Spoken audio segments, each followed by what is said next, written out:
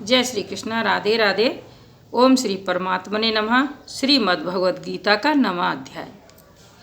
उसके उपरांत श्री कृष्ण भगवान बोले, हे अर्जुन, तुझ दोष दृष्टि रहित भक्त के लिए इस परम गोपनीय ज्ञान को रहस्य के सहित कहूँगा कि जिसको जानकर तू दुख रूप संसार से मुक्त हो जाएगा। यह ज्ञान सब विद्याओं का राजा तथा सब गोपनीयों का भी राजा एवं अति पवित्र उत्तम प्रत्यक्ष फल वाला और धर्मयुक्त है। साधन करने को बड़ा सुगम और अविनाशी है।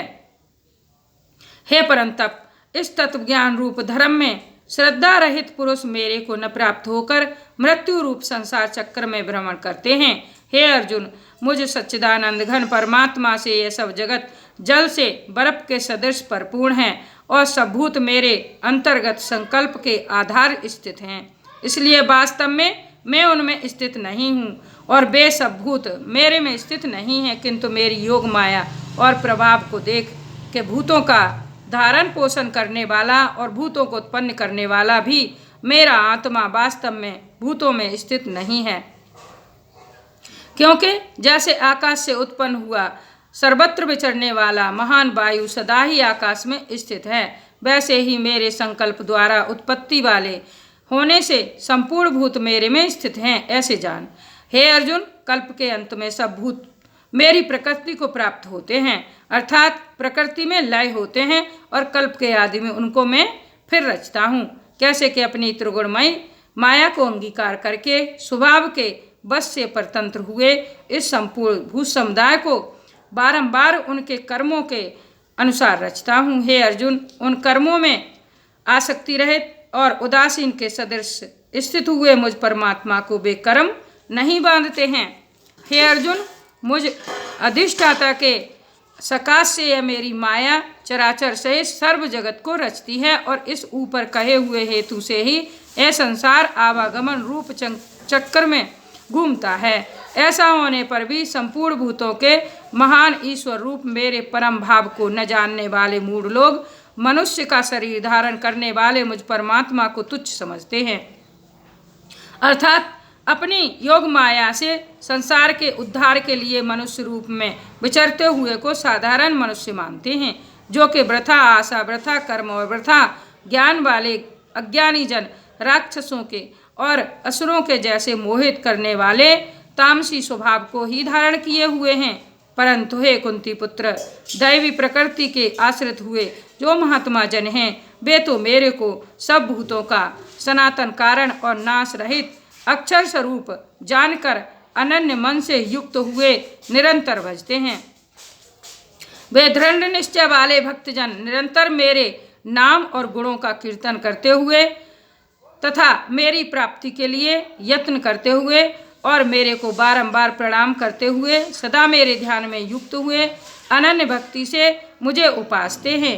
उनमें कोई तो मुझ विराट स्वरूप परमात्मा को ज्ञान यज्ञ के द्वारा पूजन करते हुए एकत्व भाव से, अर्थात जो कुछ है सब वासुदेव ही है, इस भाव से उपासते हैं, और दूसरे पृथक्त्व भाव से, अर्थात स्वामी सेवक भाव से, और कोई कोई बहुत प्रकार से भी उपासते हैं।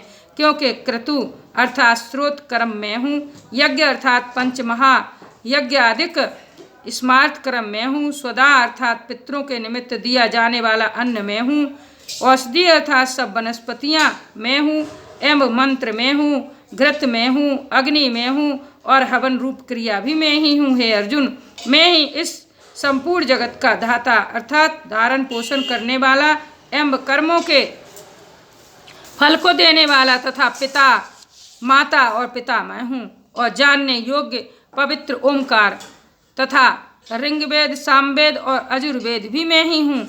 हे अर्जुन, प्राप्त होने योग्य तथा भरण पोषण करने वाला, सबका स्वामी, शुभाशुभ का देखने वाला, सबका वास स्थान और शरण लेने योग्य तथा प्रति उपकार न चाहकर हित करने वाला, और उत्पत्ति प्रलय रूप तथा सबका आधार निधान और अविनाशी कारण भी मैं ही हूँ।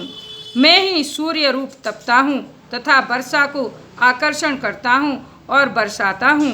और हे अर्जुन, मैं ही अमृत और मृत्यु एवं सत और असत भी सब कुछ मैं ही हूँ। परंतु जो तीनों वेदों में विधान किए हुए सकाम कर्मों का करने वाला और सोम रस को पीने वाले एवं पापों से पवित्र हुए पुरुष मेरे को यज्ञों के द्वारा पूजकर स्वर्ग की प्राप्ति को चाहते हैं।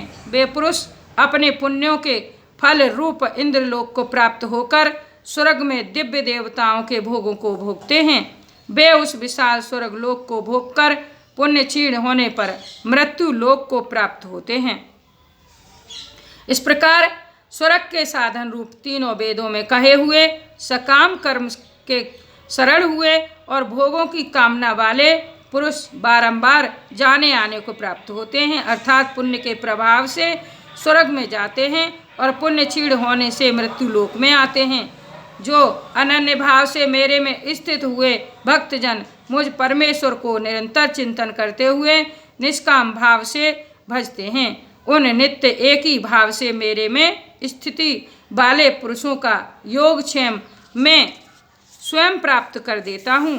हे अर्जुन, यद्यपि श्रद्धा से युक्त हुए जो सकामी भक्त दूसरे देवताओं को पूजते हैं वे भी मेरे को ही पूजते हैं, किंतु उनका वह पूजना अवधि पूर्वक है, अर्थात अज्ञान पूर्वक है, क्योंकि संपूर्ण यज्ञों का भोक्ता और स्वामी भी मैं ही हूँ, परंतु वे मुझ अधियज्ञ स्वरूप परमेश्वर को तत्व से नहीं जानते हैं, इसी से गिरते हैं, अर्थात पुनर्जन्म को प्राप्त होते हैं।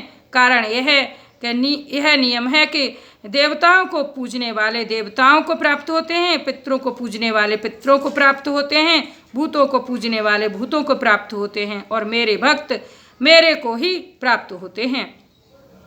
इसलिए मेरे भक्तों का पुनर्जन्म नहीं होता। हे अर्जुन, मेरे पूजन में यह सुगमता भी है कि पत्र पुष्प फल जल इत्यादि जो कोई भक्त मेरे लिए प्रेम से अर्पण करता है उस शुद्ध बुद्धि निष्काम प्रेमी भक्त का प्रेम पूर्वक अर्पण किया हुआ वह पत्र पुष्प आदि में सगुण रूप से प्रकट होकर प्रीति सहित खाता हूँ। इसलिए हे अर्जुन, तू जो कुछ कर्म करता है, जो कुछ खाता है, जो कुछ हवन करता है, जो कुछ दान देता है, जो कुछ स्वधर्म आचरण रूप तप करता है, वह सब मेरे अर्पण कर। इस प्रकार कर्मों को मेरे अर्पण करने रूप संन्यास योग से युक्त हुए मन वाला तू शुभाशुभ फल रूप कर्म बंधन से मुक्त हो जाएगा और उनसे मुक्त हुआ मेरे को ही प्राप्त होवेगा। यद्यपि मैं सब भूतों में समभाव से व्यापक हूँ, न कोई मेरा अप्रिय है और न कोई प्रिय है, परंतु जो भक्त मेरे को प्रेम से भजते हैं वे मेरे में और मैं भी उनमें प्रत्यक्ष प्रकट हूँ।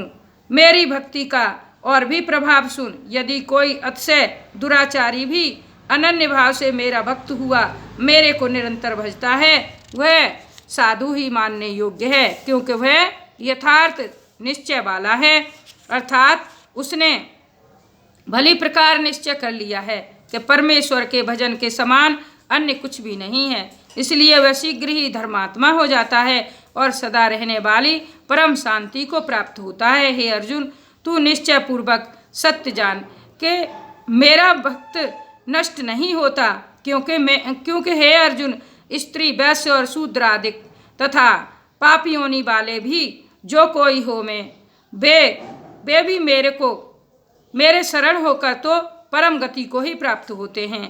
फिर क्या कहना है कि पुण्यशील ब्राह्मण जन तथा राजऋषि भक्तजन परम गति को प्राप्त होते हैं। इसलिए तू सुख रहित और क्षणभंगुर इस मनुष्य शरीर को प्राप्त होकर निरंतर मेरा ही भजन कर, अर्थात मनुष्य शरीर बड़ा दुर्लभ है परंतु है नाशवान और सुख रहित। इसलिए काल का भरोसा न करके तथा अज्ञान से सुख रूप भासने वाले विषय भोगों में न फंसकर निरंतर मेरा ही भजन कर।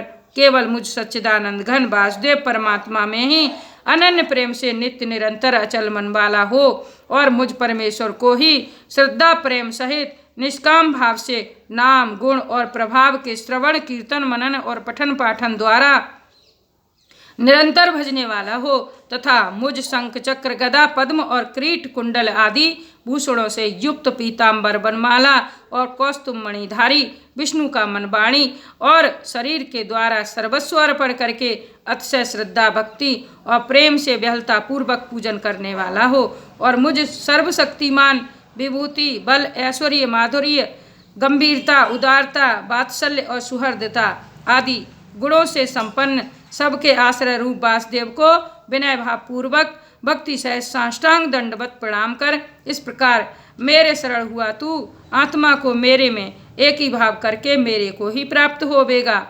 इत श्रीमद्भगवद गीता रूपी उपनिषद एवं ब्रह्म विद्या तथा योग शास्त्र विषय श्री कृष्ण और अर्जुन के संवाद में राज विद्या राज गुह्य योग नामक 9वां अध्याय। बोलिए श्री कृष्ण भगवान की जय। राधे राधे। जय श्री कृष्णा।